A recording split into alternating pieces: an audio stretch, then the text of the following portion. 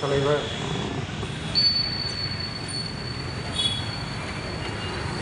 சமத்துவ நாயகன் dynamic leader என் அன்பிற்கும் பாசத்திற்கும் உரிய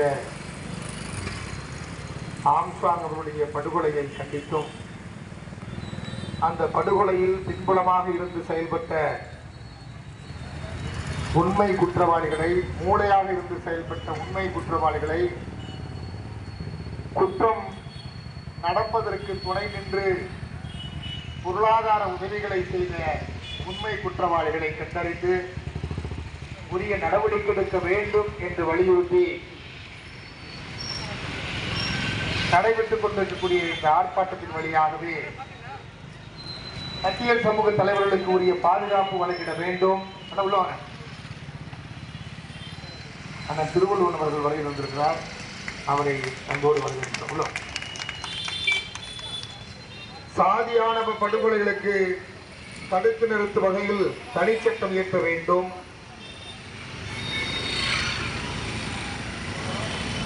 என்கிற கோரிக்கைகளை வலியுறுத்தி விடுதலை தமிழ் புலிகள் கட்சியின் சார்பில் நடைபெற்றுக் கொண்டிருக்கக்கூடிய இந்த ஆர்ப்பாட்டத்தை தலைமையேற்று நடத்தி கொண்டிருக்கக்கூடிய அன்பிற்குரிய தஞ்சை வடக்கு மாவட்ட செயலாளர் தம்பி கை சேகர் அவர்களே, வந்திருக்கக்கூடிய நம்ம எல்லாம் வரவேற்று சிறப்பித்துக் கொண்டிருக்கக்கூடிய தஞ்சை வடக்கு மாவட்ட வழக்கறிஞர் செயலாளர் KR தீபன் அவர்களே,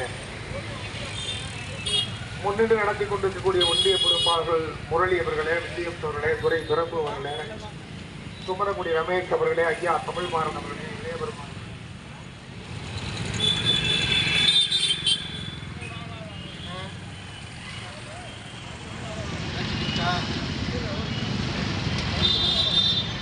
மற்றும்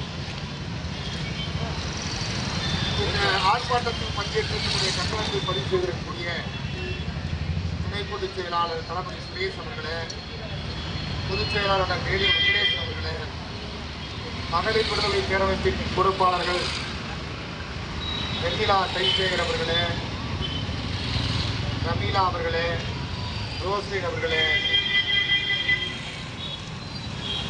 உழவர் உரிமை இயக்கத்தினுடைய பொறுப்பாளர் பொன் குருமூர்த்தி அவர்களே, மாவட்ட செயலாளர்கள் தஞ்சை முகிரன் அவர்களே, திருவாரூர் என்கண் பாரதி அவர்களே, மயிலாடுதுறை பேராசிரியர் மணிகண்டன் அவர்களே, அரியலூர் சரண்ராஜ் அவர்களே, கடலூர் குணசேகரன் அவர்களே, அரியலூர் மாவட்ட தலைவர் தினேஷ் அவர்களே, மாநகர பொருளாளர் ஆட்டோநகர் அலெக்ஸ் அவர்களே, உழவர் உரிமை இயக்கத்தினுடைய முன்னணி பொறுப்பாளர்கள் புண்ணியமூர்த்தி அவர்களே, திருப்புரமயம் மகேந்திரன் அவர்களே, படுகை மாவட்டத்தைச் சேர்ந்த முன்னணி பொறுப்பாளர்கள்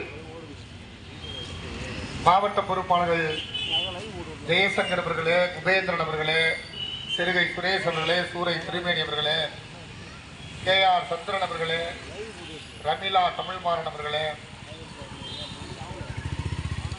விருதாங்கி கார்த்தி அவர்களே, கோபி கணேசன் அவர்களே, திருவாரூர் இளையூர் மார்ட்டின் அவர்களே, இளையூர் கலைச்செல்வன் அவர்களே, மற்றும் ஒன்றிய பொறுப்பாளர்கள் தாளமன் அவர்களே, தமிழ்வேந்தன் அவர்களே, சங்கீதரசன் அவர்களே, சத்பதி அவர்களே, கௌதமன் அவர்களே, ராஜேந்திரன் அவர்களே, அன்புராஜ் அவர்களே, முருகராஜ், கார்த்தி, ஜெயபாரதி, கௌதமன், முருகராஜ், ஊடக பிரிவை சேர்ந்த பிரெட்ரிக் பிரபாகர், ரியாஸ், ராஜேஷ், ஸ்ரீராம் உள்ளிட்ட முன்னணி பொறுப்பாளர்களே, இந்த ஆர்ப்பாட்டத்தில் பங்கேற்று நம்முடைய கண்டனத்தை பதிவு செய்திருக்கக்கூடிய அன்பிற்குரிய தோழர் கதிரேசன் என்கிற தமிழனியன் அவர்களே,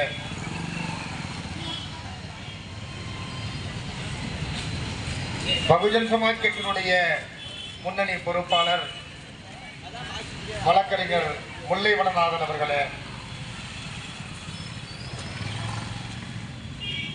எனக்கு பின்பு அழைக்காமலேயே இந்த கண்டன ஆர்ப்பாட்டத்தை அறிந்து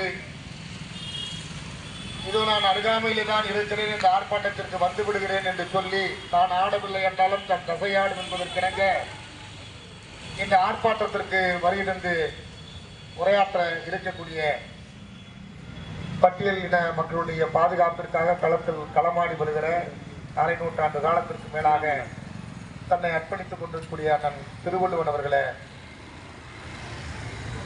அண்ணன் டிஎம்எஸ் அவர்களே, பெயர் விடுபட்டிருந்தால் பரட்டை முருகானந்தம் அவர்களே, பெயர் விடுபட்டிருந்தால் பொறுத்தருள வேண்டி இந்த ஒளிபெருக்கி வழியாக செவிமடுத்து கேட்டுக் கொண்டிருக்கக்கூடிய இந்த ஆர்ப்பாட்டத்தை பார்த்து கொண்டிருக்கக்கூடிய நிறமான தமிழ் உறவுகளே, வணிகர் பெருங்குடி மக்களே, பாதுகாப்பு வழங்கிக் கொண்டிருக்கக்கூடிய காவல்துறை அதிகாரிகளே, உளவுத்துறை அதிகாரிகளே, ஊடகத்துறை நண்பர்களே, மகளிர் விடுதலை பேரமைப்பினுடைய முன்னணி பொறுப்பாளர்களே, விடுதலை தமிழ் புலிகள் கட்சியினுடைய என் இனமான தோழர்களே, உங்கள் அத்துணை பேருக்கு என்னுடைய அன்பான வணக்கத்தை தெரிவித்துக் கொள்கிறேன். 5 மணிக்கு தொடங்கிய ஆர்ப்பாட்டம் 7:30 மணியை எட்டிவிட்டது. எனவே நாம் சுருக்கமாக முடிக்க வேண்டும் என்று விரும்பினாலும் ஒரு சிலரை பேச வேண்டும் என்று விரும்பி அவர்களை முன்மொழித்தோம். ஆனால் அது இந்த அளவுக்கு நீட்டி செல்லும் என்று நாங்கள் நினைத்து பார்க்க முடியவில்லை. இன்னும் பேச வேண்டிய விரும்புகிற தோழர்கள்லாம் நிறைய இருக்கிறார்கள். அவர்களுக்கு வாய்ப்பளிக்க முடியவில்லை என்கிற வருத்தத்தையும் தெரிவித்து என்னுடைய கண்டனத்தை மிக சுருக்கமாக பதிவு செய்ய நான் விரும்புகிறேன். முதலாவதாக ஆம்ஸ்ட்ராங் படுகொலையை பற்றி நான் அரசுக்கு சில தகவலை, சமூகத்திற்கு நான் சில தகவலை வெளிப்படுத்த விரும்புகிறேன்.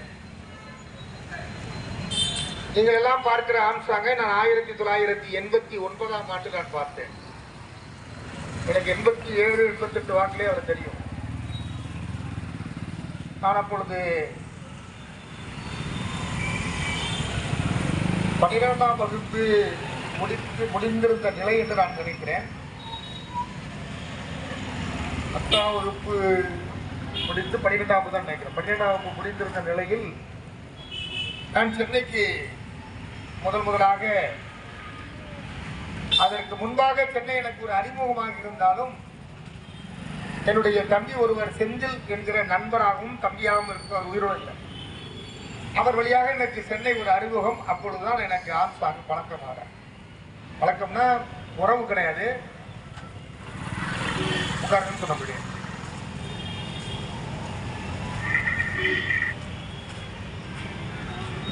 முட்டல் மோதல் பிறகு காதல் மாறி தொடக்கமே ஆம்ஸ்ட்ராங் எனக்குமான அறிமுகம் என்பது ஒரு எதிர்ப்பு இடத்துல தான் இருந்துச்சு. அப்ப ஆம்ஸ்ட்ராங் வந்து என்னை விட ஏறக்குறைய ஒரு 6 வயசு சின்னவர், 5 வயசு 6 வயசுல விட சின்னவர்.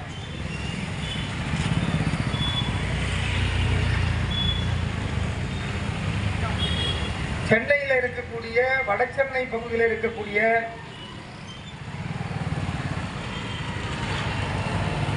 விறுவிறுன்னு சுறுசுறுன்னு இருக்கக்கூடிய இந்த ரவுடி எலமெண்ட் போலீஸ் சொல்றாங்கல்ல, ஹிஸ்டரி சீட்டர்னு சொல்றாங்கல்ல, இந்த மாதிரி இருக்கக்கூடிய கேங் நிறைய இருக்கும் வடசென்னை.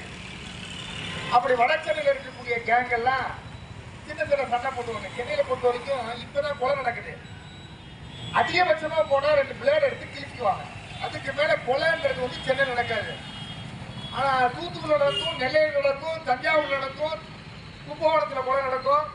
சென்னையில கொலையே நடக்காது. இதான் எதார்த்தம், வேணா எடுத்து பாருங்க. ரொம்ப நேரம் அப்படி நடந்தா ஒரு பெரிய கிரிமினல் வார், ஆட்டோ சக்கர் மாதிரி கிரைம் அத்தாரிட்டியில இருக்கக்கூடிய ஆட்கள் அரசுக்கு தெரியாம, காவல்துறைக்கு தெரியாம தோண்ட தோண்ட புது பூதங்க வர மாதிரி ஒரு செய்தியா இருக்கும். மற்றபடி பாத்தீங்கன்னா பெரிய கொலைகள்லாம் நடக்காது. வார்த்தை போறதா நடக்கும். மெட்ராஸ் பாஸ் அப்படியே மோதிக்கே மாட்டாங்க, அடிச்சுட்டே மாட்டாங்க, அப்படியே தொடவே மாட்டாங்க. ஆனா பாத்தீங்கன்னா ஒரே கூட்டமா இருக்கும், சண்டையா இருக்கும். அப்புறம் அடுத்தது முடிச்சிடும். அதிகபட்சம்னா கல்லுக்குள்ள நடக்கும், இல்ல பாக்க வச்சுக்குவாங்க. வீராவசரமா பேசுற மாதிரியான அப்படி இருக்கிறப்ப என்னுடைய தம்பி ஒருவர், அவர் இன்னும் அதையும் சொல்றேன், ஏன்னா எல்லாரும் தெரிஞ்சுக்கல, ராஜீவ்காந்தியுடைய கொலை வழக்கில் சம்பந்தப்பட்ட குற்றவாளிகள் தஞ்சாவூரில் இருந்து தப்பிச் செல்வதற்காக முயற்சி செய்து போறதுக்கு முடிவு பண்றாங்க. அப்பொழுது நான் சொல்லுகிறேன், என்னுடைய நண்பர் தம்பியா இருக்கக்கூடிய தம்பி நல்லா வண்டி ஓட்டுவாரு, எமகா வண்டி வச்சிருப்பாரு. இன்னைக்கு ராத்திரியே வண்டியை 3 மணி காமிக்கிறோம், மறுநாள் காலையில அதை பூரா திருச்சி மறுநாள் காலையில வேற பெயிண்ட் நம்பர் பிளேட்டை தவிர பாக்கெல்லாம் மாறிடும்.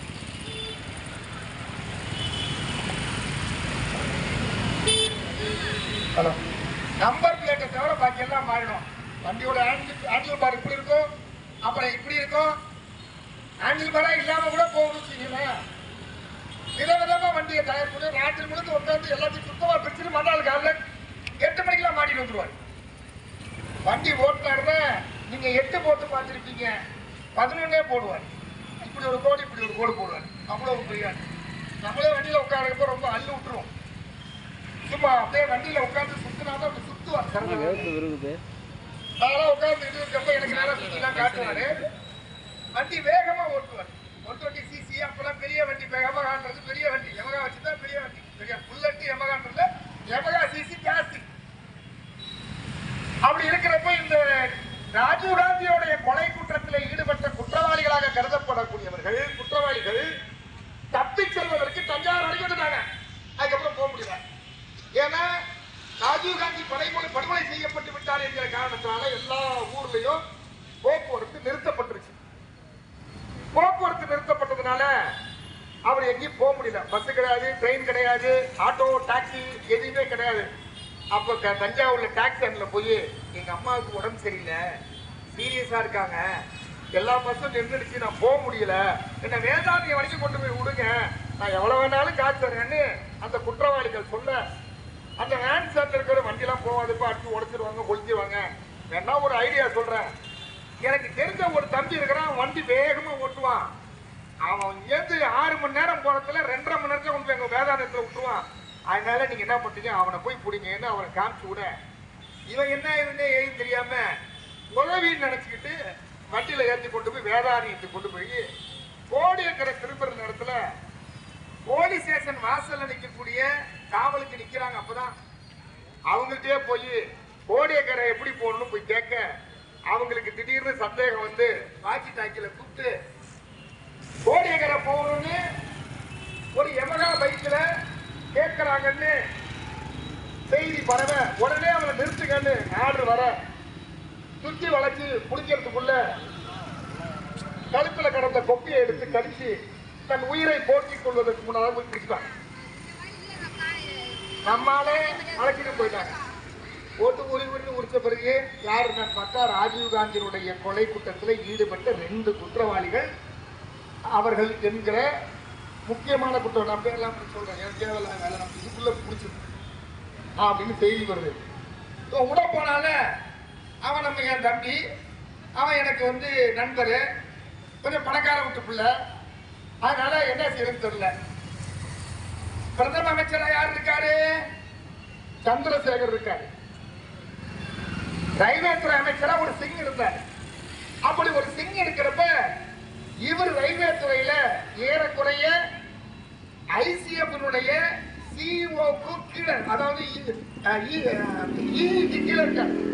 அவர் சீஃப் இன்ஜினியர், சிஇக்கு அடுத்த கேடர்ல இருக்காரு, அடுத்த சிஇயா வரப்போறவர். அதனால அமைச்சர்கிட்ட கூப்பிட்டு பேசி என் பையன் தப்பு பண்ணலங்கன்னு சொன்னதை வச்சு வெளியில கொண்டு வந்துட்டாங்க. ஐயோ இங்க வச்சா என் பிள்ளை கெட்டு போயிடுவான்னு சொல்லி சென்னைக்கு அழைச்சிட்டு போய் விட்டாங்க. என் நண்பர் அங்க இருக்கிறதுனால நாங்க என் நண்பருக்கு எப்ப போனாலும் போயிடுவோம், நாங்க அங்க போயிட்டோம். இங்கேருந்து சென்னைக்கு போன கொஞ்ச நாள்லயே அவங்க அம்மா பேர் சந்திரிகா டாக்டர், அவங்க அப்பா பேரு மாயவன். ஐசிஎஃப் தம்பி வீட்டுக்கு போறே, அது யாரும் 5 பேரு குபேரு சந்திரா வீட்டுக்கு ஒண்ணு, வீட்டுக்கு ஒண்ணு யார் கேட்டீங்க? வீட்டுக்கு போன இந்த வரது உட்கார கூடாது.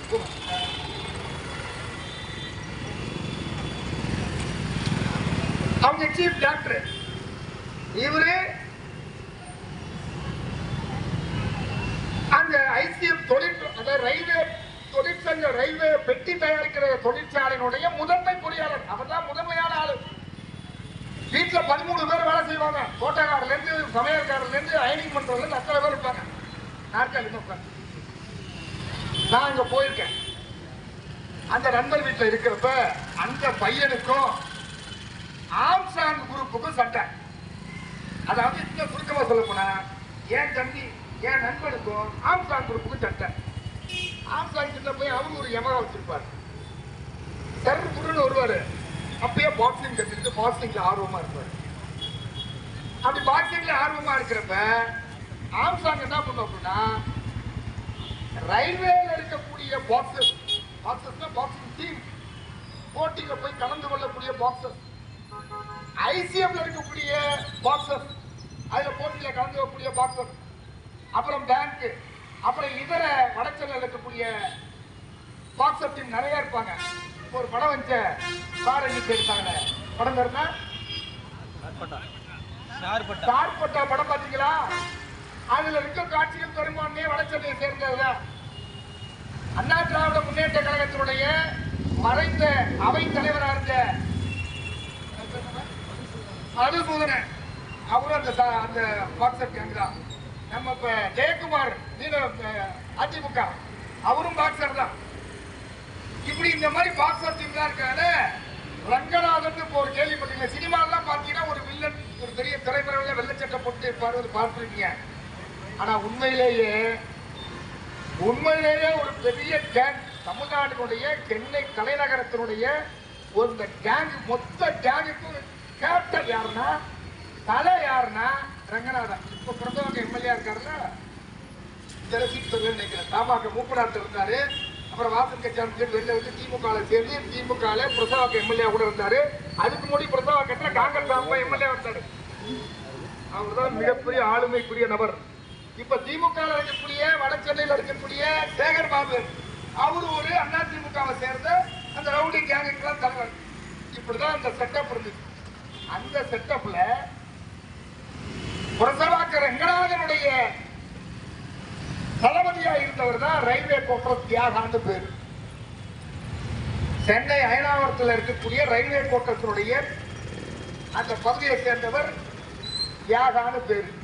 அவருடைய தம்பி பேரு பாபு, அவர் பேரு சேகர் பாபுன்னு வரும், ஜவஹர் பாபு.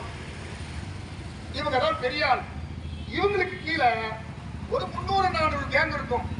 உதாரணமா நீங்க ஒயின் ஷாப், தனியார் ஒயின் ஷாப் இருக்கும். இப்ப இருக்க டாஸ்மாக் கிடையாது. அப்ப ஏலம் விடுவாங்க. யார் ஏலம் எடுக்கணும்னு தஞ்சாவூர்ல நம்ம திருக்கடுக்காவூர் ஜோதி முடிவு பண்ணுவாரு. கும்பகோணத்துல சில பேர் முடிவு பண்ணுவாங்க. அப்படி ஊருக்கு ஒரு முடிவு பண்ணுவாங்க. ஆனா சென்னையை பொறுத்த வரைக்கும் அன்னைக்கு ஒயின் ஷாப்பா இருந்தாலும், பாரா இருந்தாலும், அல்லது சீட்டாவுல கிளப்பா இருந்தாலும், எதுவா இருந்தாலும் முடிவு செய்யக்கூடியவர் ரங்கநாதன் தான். இப்ப இவரோட இருக்காரு. ஆம்சாங்குடைய சுத்தத்துல நீங்க பார்த்திருக்கலாம். பார்க்கறது அந்த ஜெயிச்சாண்டியா இருப்பார். அந்த ரங்கநாதனுடைய சிசியராக இருக்கக்கூடிய தியாகா தலைமையில ஒரு பஞ்சாயத்து நடக்குது. யாருக்கு? என்னுடைய நண்பரை கூப்பிட்டு விசாரிக்கிறாங்க. 2 கேங்க்கு தகராறு. பார்த்தா ஒரு 300 பேர் உட்கார்ந்துருக்காங்க. 300-400 பேர் இருக்கும்.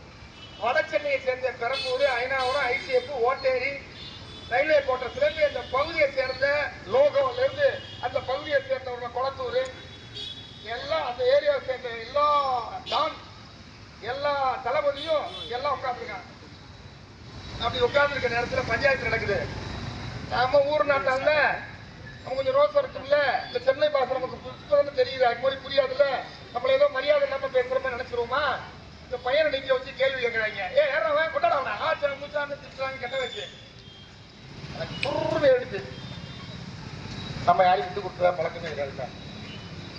விட்டு கொடுத்துருமா? விட்டு கொடுத்தா பழக்கம் இல்ல. இப்ப நம்ம கண்ணு முன்னாடி நம்ம நண்பனை, நம்ம தம்பியா இருக்கிறவனை அவமானப்படுத்தி, கொச்சைப்படுத்தி, கெட்ட வார்த்தை சொல்லி திட்டா எப்படி இருக்கும்? கோவப்பட்டேன். அவ்வளவு ரவுடி, அவ்வளவு பொறுமை. யாருறாங்க சொல்றாங்க, தொட்டு போடுறான். நீங்க எவ்வளவு ஆம்பளை சொல்றாங்க, எவன் சொல்றான தொட கையை கை தலா இருக்கான்ட்டான். நான் ரொம்ப ஸ்பீடா இருக்க நேரம், அது வேற நேரம் வச்சுங்க சத்தம் போட்டேன். கட்டுறாங்க ஊடுது. உடனே போடுற தியாக, யார் பாரு, யார் பாரு, தஞ்சாவூர் ஆளுங்க. அவருக்கு எனக்கு தெரியும். அவங்களாப்பா அவங்க ஏன் பாக்கி வந்தாங்க அப்படின்னு நண்பர்லாம் வந்து இல்லை, வாமா கூட்டுவோம். என்ன அசமடைக்கு அழைச்சிட்டு போறாங்க. இப்ப ஊர் நாட்டாங்க ஏப்பா வேலை பஞ்சாயத்து மெட்ராஸ் பாச நம்ம பாசையில சொல்றேன், அந்த பாசையில ஊர் நாட்டெல்லாம் விடக்கூடாதுப்பா, எட்ட இருக்க சொல்லுப்பா, நம்மளுக்கு அவங்களுக்கு ஆகாதுப்பா, அவங்க வேற மாதிரிப்பா, நம்ம வேற மாதிரிப்பா, அவன் அழைச்சிருப்போம். அந்த ஒரு பக்கத்துல போய் ஏப்பா மட்டை கேசுப்பா கொலகாரம் நம்ம எனக்கு ஒரு கொலை வழக்கம் இருந்துச்சு. அதனால ஏப்பா மட்டை கேசுப்பான்ட்டாங்க. ஒரு பையன் கிட்ட வரல அப்படியே நிக்கிறாங்க. நண்பர்லாம் அழைச்சிட்டு போயிட்டாங்க. அப்புறம் அதோட பேசி முடிச்சாச்சு வச்சுங்களேன். ஆனா அது முடியல.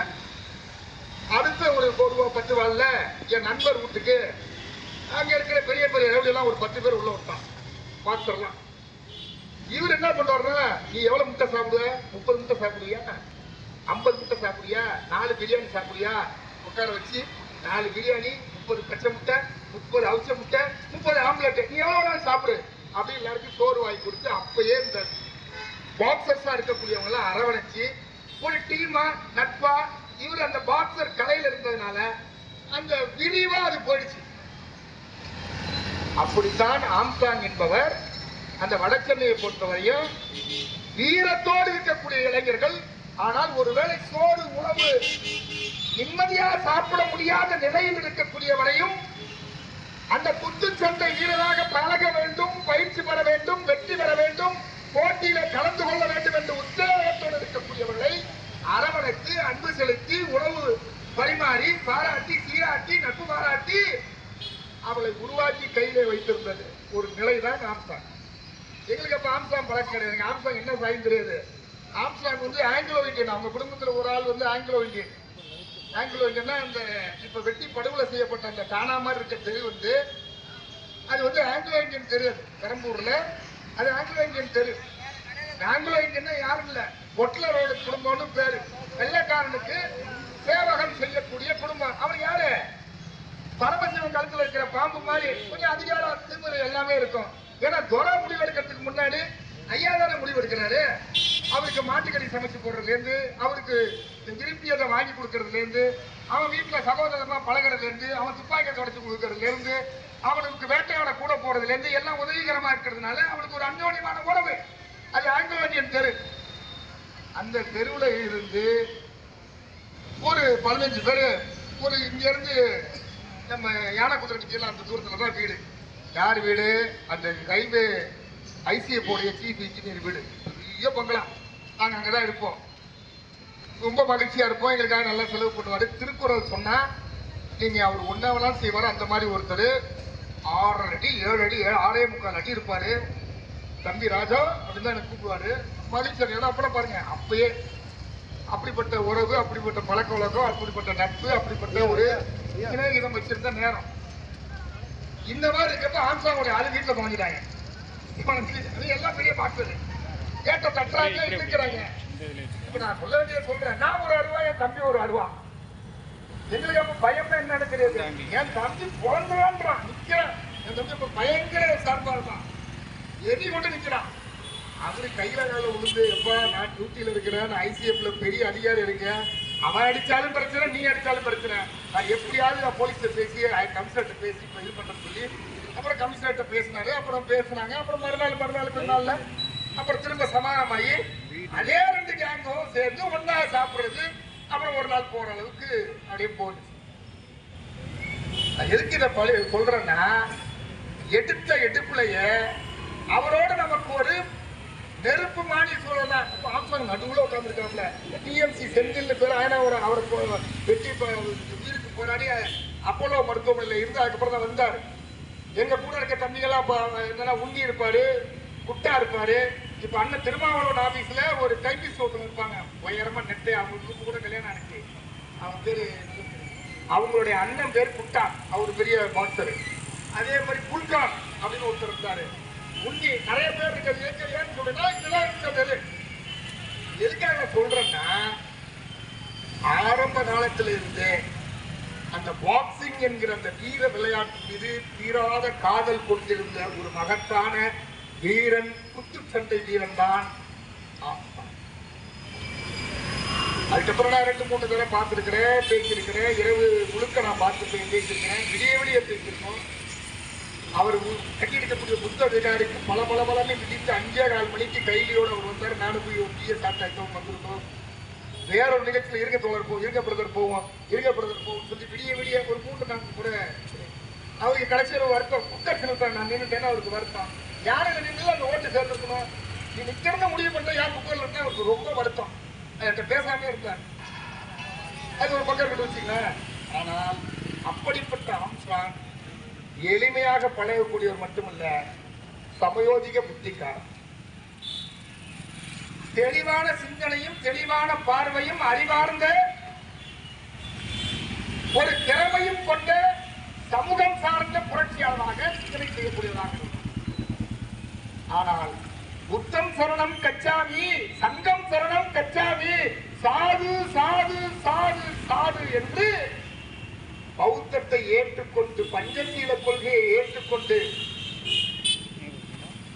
இனி வன்முறை நமக்கு வேண்டாம், ஒற்றை கிளறி நமக்கு வேண்டாம், அடிக்கடி வேண்டாம், சண்டை சச்சரவு வேண்டாம், எதிர்ப்பு வேண்டாம், என் மனைவியோடு இல்லறம் மகிழ்ச்சியாக அந்த இல்லறத்தை அறம் போற்றி வாழ்ந்து அடுத்த தலைமுறையை பேணி பாதுகாக்க வேண்டும் என்கிற உயர்ந்த நோக்கத்தோடு இருந்து வாழ்ந்த ஒரு மனிதன்.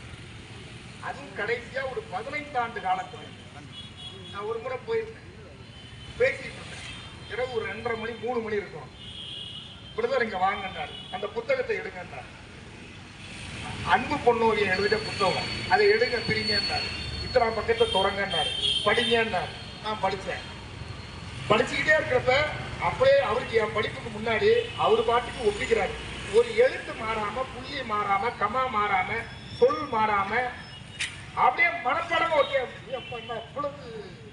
அவ்வளவு தூரம் புத்த அகம், புத்தரை அகத்திலே கொண்டது போல புத்தம் புத்தகம் புத்தகம் புத்தகத்தை அகத்திலே ஏற்றி வைத்துக் கொண்டு நன்னறி போற்றி வளர்ந்த ஒரு தலைவனாக மாறி பல்லாயிரக்கணக்கான இளைஞர்களுக்கு வாழ்வளித்து கல்வி ஒளி ஏற்றி கொடுத்து இந்த தமிழ் சமூகத்திலே பட்டியல் சமூகத்திற்கென்ற ஒரு பாதுகாப்பை மட்டுமல்ல, ஏழைய பிற சமூகத்தை சேர்ந்த இல்லாத ஏழை எளிய மக்களுக்கும், கடைநிலை மக்களுக்கும், உழைக்கிற மக்களுக்கும், சாதாரண சாமானியனுக்குமான ஒரு எதிர்பார்ப்பை நிறைவு செய்யக்கூடிய இடத்திலே இருந்து அதை செய்து கொடுத்த மகத்தான மனித மாண்டு கொண்ட ஒரு தலைவராய் தலை நிமிர்ந்து இருக்கக்கூடிய ஒருவரை இன்றைக்கு எப்படி ஏற்க முடியும்? எப்படி ஏற்க முடியும்? கொலை செய்தவர்கள் அங்க பெரம்பூர் போலீஸ் ஸ்டேஷன் இருக்கு, அதுக்கப்புறம் அயனாவரம் போலீஸ் ஸ்டேஷன் இருக்கு, அதுக்கப்புறம் கேட்டு போலீஸ் ஸ்டேஷன் இருக்கு, அதுக்கப்புறம் ICF கேசவன் போலீஸ் ஸ்டேஷன் இருக்கு, அதுக்கப்புறம் V1 போலீஸ் ஸ்டேஷன் வில்லிவாக்கம் இருக்கு, அந்த பக்கம் போனா திருவிக்காநகர் போலீஸ் ஸ்டேஷன் இருக்கு, கொளத்தூர் போலீஸ் ஸ்டேஷன் இருக்கு.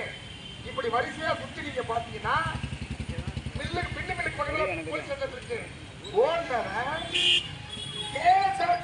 போலீஸ் ஸ்டேஷன் அண்ணா நகர் ரவுண்டான பக்கத்தில் இருக்கக்கூடிய போலீஸ் ஸ்டேஷனுக்கு மட்டும் வந்து ஆஜராகிறான் என்று சொன்னால் போலீஸ் ஸ்டேஷன்ல இருந்த ஆய்வாளர், உதவி ஆய்வாளர், அதனுடைய ஏசி, அந்த சரக டிசி, இவர்கள் விசாரிக்கப்படவில்லை. எந்த அடிப்படையில் குற்றவாளி காவல் நிலையத்திற்கு அடைக்கலமானார்? அப்படி காவல் நிலையத்திற்குள் அடைக்கலமாக வேண்டும் என்று விரும்பினால் கொலை செய்தவன் கொலை நடந்த 150 மீட்டருக்கு அருகாமலே காவல் நிலையம் இருக்கிறது, உள்ள போயிருக்கலாம். சரி, அங்கதான் பாதுகாப்பு இல்லை.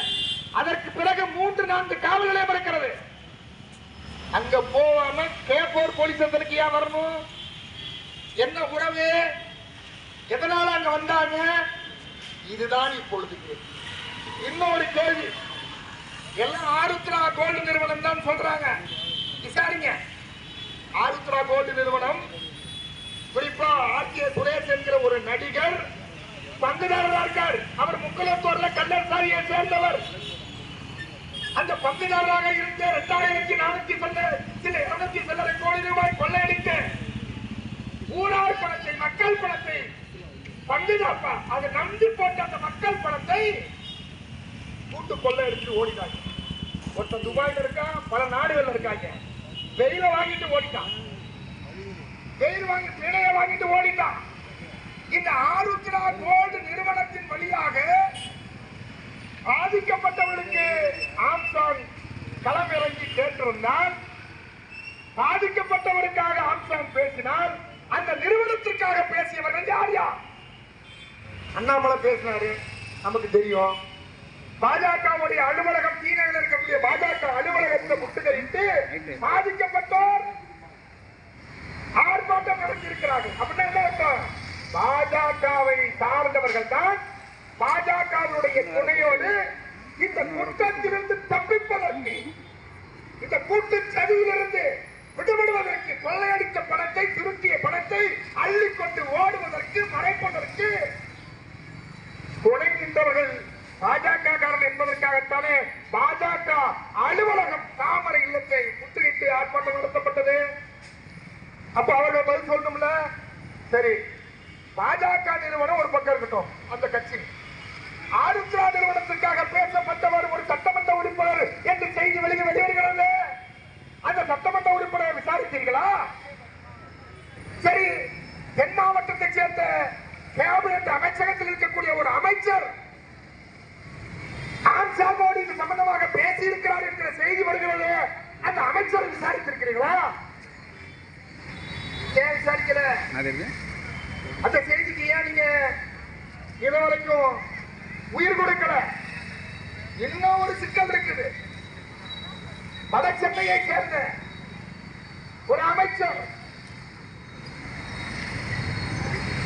முதன்மை அமைச்சராக இருக்கக்கூடிய திருமதி புத்துவேல் கருணாநிதி ஸ்டாலினுடைய வலதுகரமாக இருந்து செயல்படக்கூடிய ஒரு அமைச்சர், அவருடைய மகள் ஒரு பட்டியல சமூகத்தை சேர்ந்த ஒரு இளைஞரை விரும்பி திருமணம் செய்து கொண்டார் என்பதற்காக அவர் மீது பொய் வழக்கு போட்டு திருவள்ளூர் காவல் நிலையத்திலும் ஆவடி காவல் நிலையத்தின் பக்கத்தில் அவரை கொண்டு போய் அடித்து கொலை செய்ய முயற்சி செய்தார்கள். அது முடியாமல் போனது. பொய் வழக்கு போட்டு சிறையில் தள்ளி சிறையிலேயே அவர் கதையை முடிக்க முயற்சி செய்தார்கள். அப்படி நடந்துவிடக் கூடாது என்பதற்காக ஆம்சாங்குடைய ஆதரவை கேட்டு நின்ற அந்த பட்டியல இளைஞனுடைய வாழ்க்கையை, உயிரை பாதுகாத்து தந்தவர் ஆம்சாங் என்றால், இந்த கொலைக்கு பின்புலமாக இருந்தவர்கள் ஏன் அவர் இருக்கக்கூடாது என்ற கேள்வி எழுகிறது. இதுவரைக்கும் பதில் உண்டா? பதில் உண்டா? ஏன் சிபிஐக்கு நீங்க கொடுக்க மாட்டீங்க? எங்களுக்கு என்ன சந்தேகம் வருதுன்னா, உங்கள் எம்எல்ஏ, உங்கள் அமைச்சர்கள் பெயர் வெளிவந்து விடக் கூடாது என்பதற்காக நீங்கள் இதை செய்கிறீர்களா என்கிற கேள்வி இன்றைக்கு நாட்டு மக்கள் எழுப்ப தொடங்கிவிட்டார். சேகர் பாபு பார்த்து கேட்கிறாங்க, ரஞ்சித் இப்படி போராட்டம் நடத்துறாங்க. யார் இந்த ரஞ்சித்? ஏன் உங்க முதல்வரோட உங்க சின்னவரோட நின்று போட்டோ எடுக்கிறப்ப நீங்க பக்கத்தில் இருக்கப்ப நீங்க ரஞ்சித்தை பார்க்கலையா? ஏன் இந்த வன்மம்? ஏன் இந்த வக்கிரமம்? கேட்குமா இல்லையா? எனவே இதையெல்லாம் கேள்விக்கு உள்ளாக்கப்படுகிறது. இந்த கேள்விக்கு தமிழ்நாடு அரசும் காவல்துறையும் பதில் சொல்லணும். சரி, கைது செய்யப்பட்டிருக்கீங்க, கைது செய்யல, காவல் நிலையம் வந்து குற்றவாளிகள் தானாக முன் வந்து உணர்ந்திருக்கிறார்கள். அந்த சிசிடிவி புத்தகத்தை வெளியிடுங்க. தானா வந்தாங்களா, கட்டி இழுத்துட்டு போறாங்களா, வேன்ல ஏற்றிட்டு போறாங்களா சொல்லுங்க. சரி, அழைச்சிருக்கீங்க, என்கவுண்டர் இப்போதைக்கு அவசரம், 167 செட் பண்ணி ஒப்புதல் வாக்குமூலம் வழங்கியிருப்பார்கள் விசாரணையில. அந்த விசாரணையில கொடுக்கப்பட்ட அந்த வாக்குமூலம் என்ன ஆகிறது? அவர் யாரை பற்றி சொன்னார்? என்ன சொன்னார்? என்ன விடுவினார்? யாரை கை காட்டினார்? அதற்காக அவர் என்கவுண்டர் செய்யப்பட்ட கேள்விகளுக்குல புரிகிற மொழியில ரவுடிகளுக்கு சொல்லுன்னா நீங்க மொத்தமா ரவுடிகளுக்கு சொல்லுங்க. ஆனால் இந்த வழக்கில் இது தீர்வா? இந்த நேரத்தில் அது தீர்வா? இது சந்தேகத்தை எழுப்பக்கூடியதாக இருக்கிறது. சரி, அதை போட்டோம். செத்தவங்களுக்கு அடக்கம் பண்ணதுக்கு ஒரு இடம் கேட்கிறோம். அடக்கம் பண்ணதுக்கு சொந்த இடத்துல அடக்கம் பண்ணிக்கிறதுக்கு உங்களுக்கு எங்க வழிக்குது? ஏன் கொடுக்கல? விஜயகாந்த் அவருடைய கடைசி அந்த உடலை அவருடைய அலுவலகத்தில் புகழ்ச்சிக்கிறதுக்கு மட்டும் எப்படி அனுமதி கொடுத்தீங்க? மூப்பநாடு உடல் அந்த சென்னை அண்ணா சாலையில பக்கத்திலேயே சீனர் போற வழியிலேயே முதல்ல இருக்குது, அது புதைக்கிறதுக்கு எப்படி அனுமதி கொடுத்தீங்க? ஏன் இன்னைக்கு எனக்கு தெரியும் தஞ்சை மாவட்டத்துல இந்த பல ஊர்ல அந்தந்த ஊர்ல சேர்ந்த முக்கியமான ஆளு அவங்க வீட்டுல போச்சிருப்பாங்க, போச்சு நிற்கிறாங்க. இப்ப எதையாவது கருத்து உண்டா? எந்த வீரவாவது புகார் கொடுத்திருப்பீங்களா? எந்த தாசில்தாராவது புகார் கொடுத்திருப்பீங்களா? எந்த ஆர்டிஓ டிஆர்ஓ ஆட்சியராவது நடவடிக்கை எடுத்ததுண்டா? தலைமை செயலாளர் ஒப்புதல் வாங்கினாரா?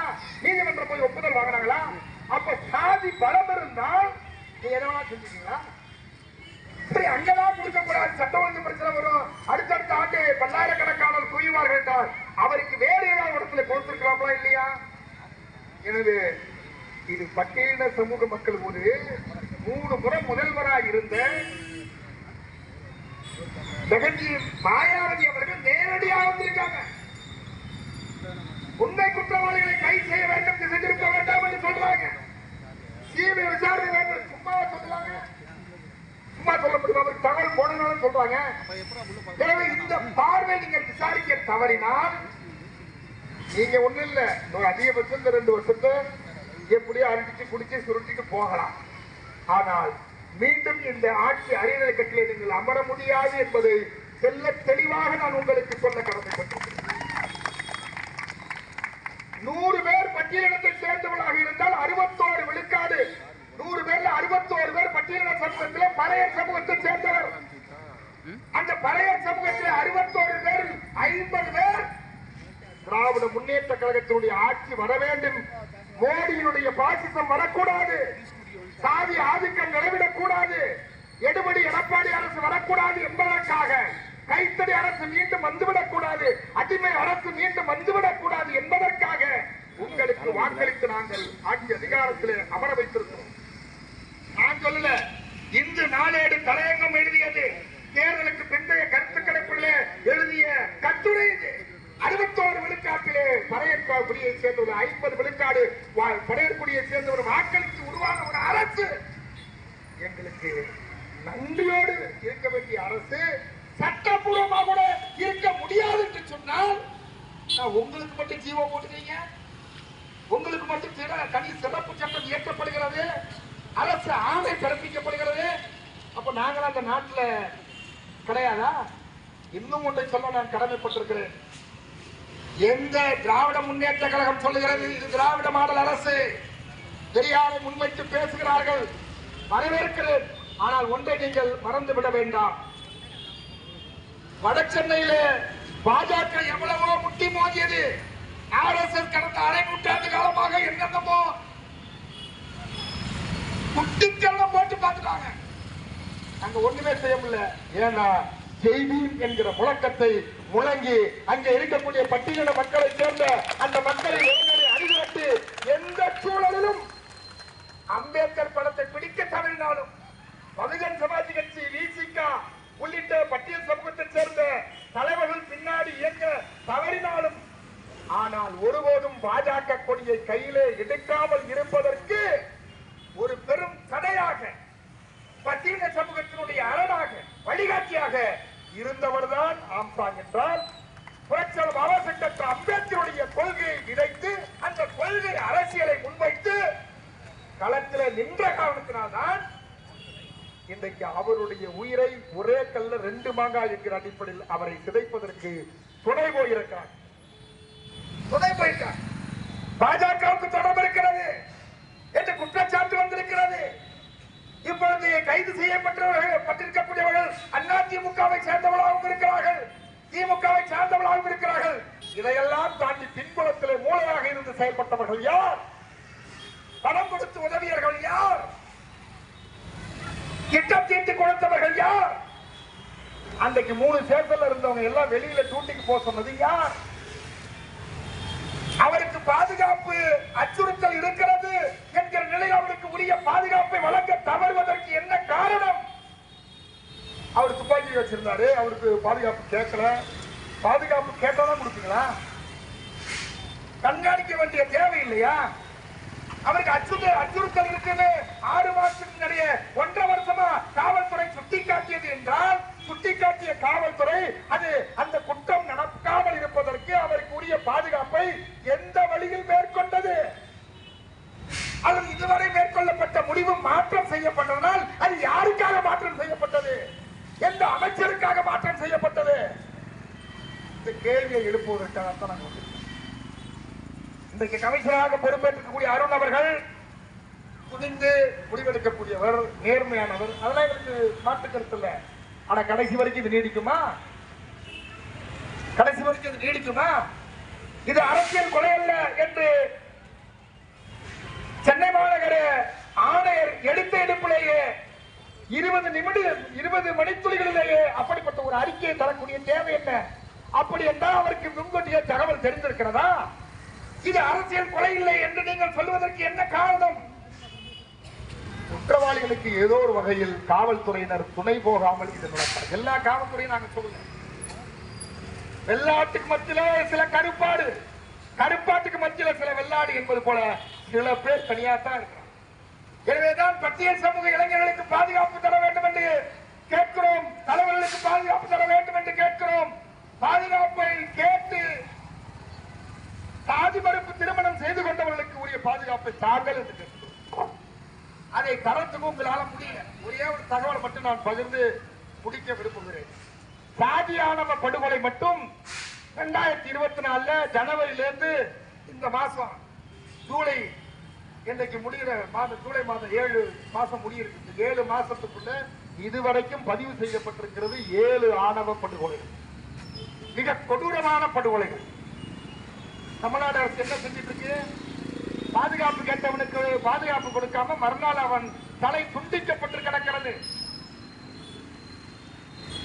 சாதி மறுப்பு திருமணம் செய்து கொண்டவர்களுக்கு உரிய பாதுகாப்பை கொடுக்க வேண்டியது யாருடைய கடமை? அரசுடைய கடமை. அதுதான பெரியார் சொல்றாரு, அதுதான முத்தமிழ் அறிஞர் கலைஞர் சொன்னாரு. அப்படி என்றால் அதை பாதுகாக்க வேண்டிய அந்த வார்த்தையை காப்பாற்ற வேண்டிய கடமை காவல்துறைக்கும் அரசுக்கும் இருக்கிறது. ஆனால் அதை பற்றி கிஞ்சிட்டும் கவலைப்படல. ஏப்ரல் 11 மதுரை அவனியாபுரத்தில் கார்த்திக் என்பவர் படுகொலை செய்யப்பட்டிருக்கிறார்.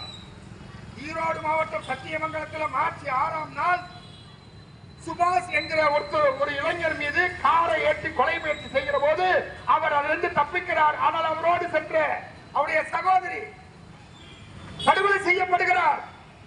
சென்னை பள்ளிக்கரணையில் பிரவீன் என்கிற பட்டியல் சமூகத்தைச் சேர்ந்தவர் பிப்ரவரி 24ஆம் தேதி கொலை செய்யப்படுகிறார். சென்னை சீனிவாச நகரில் பெண்ணினுடைய சகோதரர்கள் சேர்ந்து ஜனவரி 31ஆம் தேதி அந்த காதலனை வெட்டி கொள்கிறார்கள். அதையும் தாண்டி மதுரை மாவட்டம் திருமங்கலத்தில் ஜனவரி 30ஆம் தேதி பெண்ணின் சகோதரர்கள் ஆண் பெண் காதலித்து கல்யாண திருமணம் செய்து கொண்டு அந்த சாதி ஆணவ படுகொலை நடக்கக்கூடாது என்று அதை எதிர்த்து, சாதியை எதிர்த்து தம்முடைய திருமணத்தின் மூலம் பதிவு செய்த அந்த ஜோடி இருவரையும் படுகொலை செய்தார்கள். விருதுநகர் மாவட்டம் இப்ப அருந்ததி சமூகத்தைச் சேர்ந்த இளைஞன் ஒரு 10-15 நாளைக்கு முன்னாடி தலை துண்டாக வெட்டப்பட்டு உருட்டி விளையாடப்பட்டு கம்மாக்கரையில் வீசப்பட்டிருந்த அழகேந்திரன் என்கிற ஒருவருடைய தலை அருந்ததி சமூகத்தைச் சேர்ந்தவர் ஜூன் 13-14 இப்ப போன மாசம் சரியா ஒரு மாசத்துக்கு முன்னாடி ஒரு பட்டியல் சமூகத்தை சேர்ந்தவரும் ஒரு பிற்படுத்தப்பட்ட சமூகத்தை சேர்ந்தவரும் இருவரும் திருமணம் செய்து கொள்ள விரும்பி மார்க்சிஸ்ட் கம்யூனிஸ்ட் கட்சியினுடைய அலுவலகத்தில் போய் அடைக்கலம் தேடி அங்கே திருமணம் செய்து கொள்வதற்காக வழக்கறிஞர் வழியாக ஏற்பாடு செய்யப்பட்டிருக்கிற நிலையில 100க்கும் மேற்பட்டோர் சென்று மார்க்சிஸ்ட் கம்யூனிஸ்ட் கட்சி ஒரு தேசிய கட்சி, கம்யூனிஸ்ட் கட்சியின் அலுவலகத்தில், மார்க்சிஸ்ட் கம்யூனிஸ்ட் கட்சியினுடைய அலுவலகத்தில் உள்ளே புகுந்து கலவரத்தில் ஈடுபட்டு அந்த அலுவலகத்தை சூறையாடினார்களே சாதி வெறியர்கள். எங்கிருந்து வந்தது துணிச்சல்? இது நடந்திருக்குது. ஜூன் 26 அன்றைக்கும் 2004 நிலக்கோட்டையில ஒரு பெண்ணை பிற்படுத்தப்பட்ட சமூகத்தை சேர்ந்தவரை திருமணம் செய்து கொண்டார் என்பதற்காக அந்த பட்டியலின சமூகத்தை சேர்ந்த பெண்ணை ஊர் நடுத்தருவில் கட்டி வைத்து அவரை அடித்தே கொன்றார்கள். கொன்றது மட்டுமல்ல, லாரி லாரியா தண்ணியை எடுத்துட்டு வந்து அந்த தண்ணியில மஞ்சளை கலந்து அந்த ஊரையே சுத்தம் செஞ்சான். எப்படி? டேங்கர்ல தண்ணி எடுத்து வந்து மஞ்சள் பொடியை கலந்து ஊரையே சுத்தம் செஞ்சானா? ஏன்னா பட்டியல் சமூகத்து பெண் அந்த ஊருக்குள்ள வந்துட்டாலாம். இது எங்க இருக்கிறது அநியாயம்? கேட்பதற்கு நாதி இல்லையா? கேட்க மாட்டோமா? பட்டுக்கோட்டை, இதோ பட்டுக்கோட்டைக்கு பக்கத்துல, ஒற்றாளுக்கு பக்கத்துல எம்பிசி சமூகத்தை சேர்ந்த மிகவும் பிற்படுத்தப்பட்ட சமூகத்தை சேர்ந்த ஒரு பெண் அப்பா அம்மாவே பட்டியல் சமூகத்தை சேர்ந்த இளைஞனை காதலிக்கிறார் என்பதற்காக அப்பா அம்மாவே ஊர்காரர்கள் அத்தனை பேரும் முழிச்சிருந்து பார்க்கிற போது தூக்கு போட்டு கையில கட்டி இழுத்து கொண்டார்களே. இந்த ஆணவம் எங்கிருந்து வருகிறது? இந்த சாதிவரி எங்கிருந்து வருகிறது? இதெல்லாம் கேட்க மாட்டீங்களா? 2023ஆம் ஆண்டு நாடாளுமன்றத்தில் ஒரு கேள்வி கேட்கப்பட்டது. அப்படி கேட்கப்பட்ட கேள்வி கொடுக்கப்பட்ட விடை என்ன தெரியுமா? 2021 இருந்து 2017 இருந்து 2021 வரைக்கும் 3 ஆணவ படுகொலை தான் நடந்திருக்கு. எந்த இந்தியா முழுமைக்கும் 3 ஆணவ படுகொலை தான் நடந்திருக்கிறது என்று பாராளுமன்றத்தில் 2023 கேள்வி கேட்ட போது 2017 இருந்து 2023 வரைக்கும் 3 தான் நடந்திருக்குன்னா அப்ப தமிழ்நாடு என்ன இந்தியாவில் இல்லையா? பீகார் இந்தியாவில் இல்லையா? உத்தரப்பிரதேசம் இந்தியாவில் இல்லையா? மத்திய பிரதேச ராஜஸ்தான் என்கிற சாதி வரி பிடித்த கிராம பஞ்சாயத்து நடத்தக்கூடிய மாநிலங்கள் இந்தியாவில் இல்லையா? என்ன கிடையாது? என்ன அநியாயம்? இதை கேட்க மாட்டீங்களா? இதையெல்லாம் கேட்க வேண்டும் என்பதற்காகத்தான் இந்த ஆர்ப்பாட்டத்தோடு இந்த கோரிக்கையை நாங்கள் முன்வைத்தோம். சாதி ஆணவ படுகொலைகளுக்கு தனி சட்டம் இயற்று ஏற்கனவே இருக்கக்கூடிய வன்கொடுமை தடுப்பு சட்டத்தின்படி உரிய நடவடிக்கை எடு. சட்டத்தின்படியாக பாடு, நடவடிக்கை எடு. ஒரு பயம் எழுத மாட்டான், ஆளுகள்லாம் சுருட்டி உட்காருவான். ஏன் சட்டத்தின்படி நடவடிக்கை எடுக்காமல் இருப்பதற்கு காவல்துறையும் ஆட்சியாளரும் இங்கே இருக்கிறார்கள். ஏடிய வெங்கடேசன் அவர்கள் சொன்னதை போல வெள்ளத்துறை டிஎஸ்பி அவனே ஒரு பொறுக்கி போய, அவன் காவல்துறைக்கு லாயக்கு இல்லாதவன், அவன் உண்டியல் மணியை திருடுற பையன், திருமங்கலத்துல உண்டியல் மணியை போய் திருடிக்க வந்தவன், அவன் அப்படி இப்படின்னு எல்லாரையும் வச்சு சாதியை வச்சுக்கிட்டு அடுத்த இடத்துக்கு வந்துட்டு அந்த வழக்கில் இருந்து தப்பிப்பதற்காக, இன்னும் சொல்ல போனா தமிழ் சமூகத்தை எல்லை வீரன் போல காட்டில் இருந்து பாதுகாத்த வீரப்பன் அவரை படுகொலை செய்வதற்கு, இந்த அரசு கொலை செய்வதற்கு துணையாக இருந்தவர்களில் சில பேரோடு உறவு வைத்துக் கொண்டு அந்த அணியில போய் சேர்ந்து பதவி உயர்வு பெற்று வந்தோம். உண்டியல் பணத்தை கொள்ளையடிச்சவப்பா எடுத்து ரெக்கார்ட பாடு. திருமங்கலம் காவல் நிலையத்தில் இருக்கு. இவன் தான் உண்டியல் பணத்தை கொள்ளையடிக்கிறான்னு யாருக்கு தெரியல. ஐயோ ஐயோன்னு கத்துறான். அங்க இருக்கிற பாராட்டூட்டியில் இருந்தவன் அதிகாரியும் அங்க காவல் நிலையத்தில் இருந்த அதிகாரியும் அந்த ரோட்ல சாலையில டியூட்டி பார்த்த அதிகாரி ஓடி போய் பிடிச்சிடறாங்க. பிடிச்சா விசாரிச்சு கொண்டு போனா இவன் போலீஸ் அதிகாரியா இருக்கான். இவன் வந்தவாளதான் தெரியும். இவனுடைய மனித உரிமை அத்துமீறல் என்பது பல பேரை என்கவுண்டர் என்கிற அடிப்படையில் சுட்டு கொலை செய்திருக்கிறான். சட்டத்தை இவன் கையில் எடுப்பதற்கு என்ன அதிகாரம் இருக்கிறது? அப்படி அதிகாரம் இல்லாத ஒருவன் கையிலே, சாதிவரியன் கையிலே துப்பாக்கியை கொடுத்து சுட சொன்னது யார்? அப்படி சுட்டாலும் தப்புன்னு சொல்லி மனித உரிமை ஆணைய நடவடிக்கை எடுக்க வேண்டும் என்று வலியுறுத்தி அப்படி முன்மொழிந்ததை உள்துறை செயலாளராக இருந்த அமுதா ஐஏஎஸ் அவர்கள் அந்த ஆணையை நடைமுறைப்படுத்துவதற்கு ரிட்டர் ஆரம்பிக்கு போனாலும் நடவடிக்கை எடுத்தாங்க. காவல்துறையை கையிலே வைத்திருக்கக்கூடிய தமிழகத்தின் முதலமைச்சர் அவர்களே, இந்த ஒரு கேள்விக்கு மட்டும் பதில் சொல்லுங்க. வெள்ளத்துறை மீது நடவடிக்கை உள்துறை அமைச்சகம் எடுத்திருக்கிறது. உள்துறை செயலாளர் எடுத்திருக்கிறார். அவர் காவல்துறை உட்பட இந்த துறைக்கும் சிறைத்துறைக்கும் சேர்த்து பார்க்கக்கூடியவர், சட்ட ஒழுங்கை பராமரிக்கக்கூடியவர், அரசு உரியநிலை பராமரிக்கக்கூடிய இடத்தில் இருக்கக்கூடிய உள்துறை செயலாளர் அமுதா ஐஏஎஸ் அவர்கள் எடுத்த நடவடிக்கையை இரவோடு இரவாக எனக்கு தெரியாமல் அமுதா அவர்கள் நடவடிக்கை எடுத்துவிட்டார் என்று ரத்து செய்தீர்களே. எந்த அடிப்படையில் ரத்து செய்வீங்க? எந்த அடிப்படையில் ரத்து செய்வீங்க? போலீஸ பார்த்து பயம். உங்க போலீஸ பார்த்து பயம். போலீஸ பார்த்து திருடனுக்கெல்லாம் பயம் வரணும். போலீஸ பார்த்து கொள்ளைக்காரனுக்கெல்லாம் பயம் வரணும். போலீஸ பார்த்து முடிச்சதுக்கெல்லாம் பயம் வரணும். போலீஸ பார்த்து திருடனுக்கெல்லாம் பயம் வரணும். போலீஸ பார்த்து கொலை குற்றத்தில் ஈடுபடுகிற கூலிக்கு மாரடிக்கக்கூடிய கும்பல் தான் பயப்படணும். இதோ இங்க இருக்கக்கூடிய விடுதலை தமிழ் புலிகள் கட்சி போலீஸ்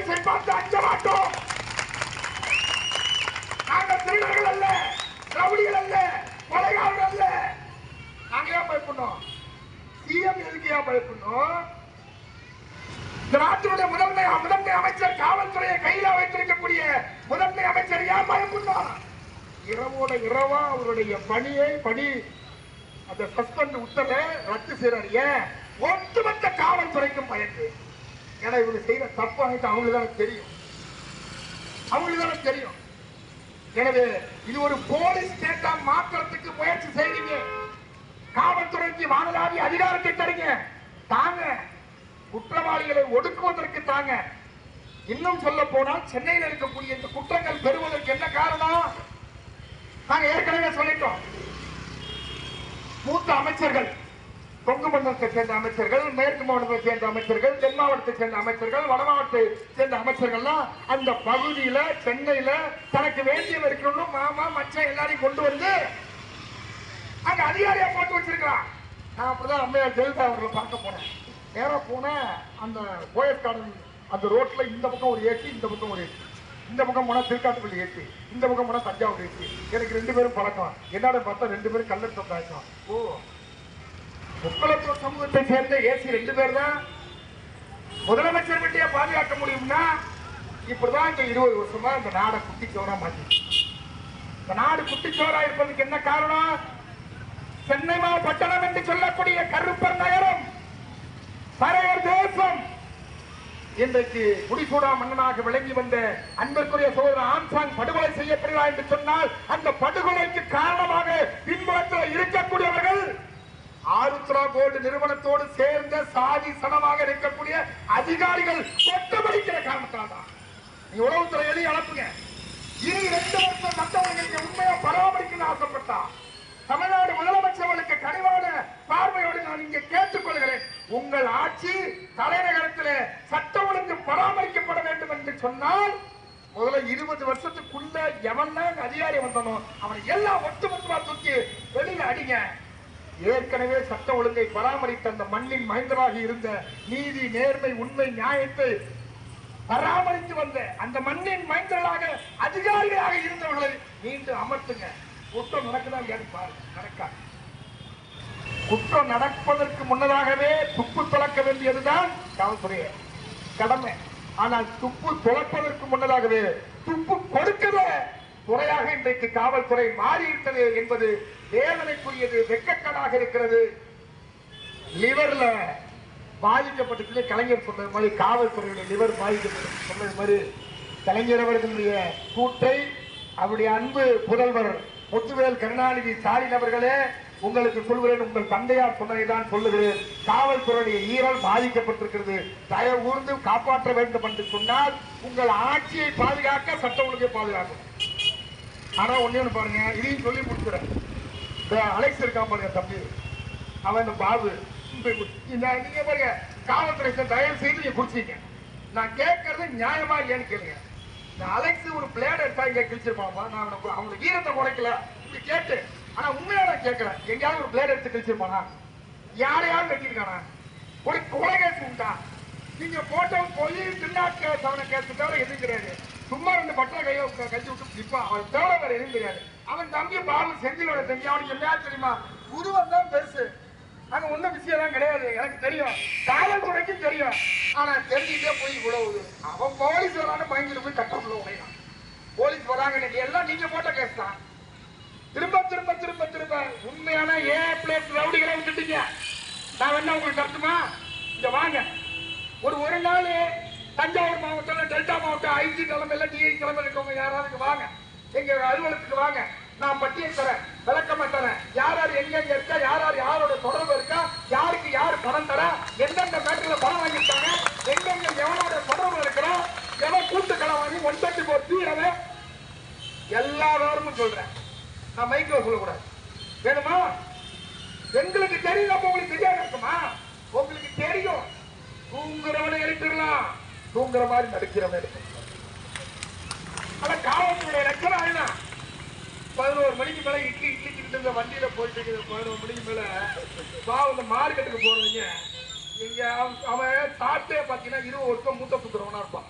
அவன் மூட்டை தூக்க போறதுக்கு முன்னாடி அவன் மூட்டை தூக்கிட்டு காலில் ஒரு 10-11 மணி ஏதாவது கொடுக்கறத சாப்பிட்டு படுத்தான்னு வச்சுக்கலாம், அல்லது ஒரு கோட்டை அடிச்சுட்டு படுத்தான்னு வச்சாங்க. நைட்டு 11 மணி தான் எந்திரிப்பான். எந்திரிச்சா பொண்டாட்டி வச்சு ஊற்றி மூடி எல்லாம் முடிச்சு அதுக்கெல்லாம் படுத்துரும். ஏன்னா அவன் 20 வருஷமா நினைக்கிறதுல அங்கேயிருந்து கிளம்பி வச்சு போற போக்குல எங்கேயாவது 2 புரோட்டா 2 இட்லியை திட்டு மார்க்கெட்டுக்கு கூட்டத்துக்கு போவான். அத பாவிகளா, அந்த 2 புரோட்டா திங்கிறதுக்கு கும்போட்டில் வழி இல்லையா? இதுல உங்க வீரம் காட்டுறீங்க. கடையை போய் இருந்து சாப்பிடுறீங்க 11 மணி, ஒரு அரை மணி நேரம் 1 மணி நேரம் கூட வச்சுட்டா என்ன? குற்றவாளி எங்க போனாலும் நீங்க பிடிச்சிட முடியும். ஊருக்குள்ள கேமரா வச்சிருக்கேன். ஒரு 2-4 செக் போஸ்ட் வச்சு பார்த்தாலே எவன் போறான்னு பார்த்தாலே தெரிஞ்சிடும். எவனோட தொடர்புல இருக்கான்னு தெரிஞ்சிடும். இட்லி கடையில இட்லி திங்க போறவன போய் இழுத்து மூடு அவன் கேஸோட தீட்டு போய் இழுத்துட்டு போய் உட்கார வைக்கிறது, சட்டிய அவனுடைய வேட்டியை வைக்கிறது, சட்டியை வைக்கிறது, முட்டை கட்டியை நிக்க வைக்கிறது. அவன் உழைச்சு சாப்பிடுறான். உங்களை மாதிரி இல்ல, உழைச்சு சாப்பிடுறான். அந்த உழைச்சு சாப்பிடுற 7 மணிக்கு மேல இட்லியை ஊத்தி 10 மணி 11 மணிக்குள்ள கடிச்சது. அது நம்ம ஆளுங்க 7 மணி தான் சாப்பிட மாட்டான். இவன் 11 மணி தான் சாப்பிடவே போவான். என்ன பண்றது? வீட்டுக்கு போறப்ப பொண்டாட்டிய ஒம்பளுக்குன்னு இங்க சாப்பிட்டு தான் போவான். இவனுக்கெல்லாம் ஊத்தி அங்கதான் கொடுக்க வேண்டியதா இருக்கு. அவனை போய் கடையை எடுத்து சாத்தி, இவன் சீக்கிரம் கடையை எடுத்து சாத்துறால, நேரா வீட்டுக்கு போனா அங்க பொண்டாட்டி ஊத்தி முடிச்சா அப்புறம் அவன் கோவம் ஒரு மாதிரியா அங்க ஒரு சண்டை. வீட்டுல சண்டை வரதுக்கு காரணமும் இப்ப போலீஸ் தான். வீட்டுல புருஷ பொண்டாட்டி சண்டை வரத்துக்கு, அப்பனுக்கு மகளுக்கு சண்டை வரதுக்கு காரணம் இப்ப போலீஸ் தான்.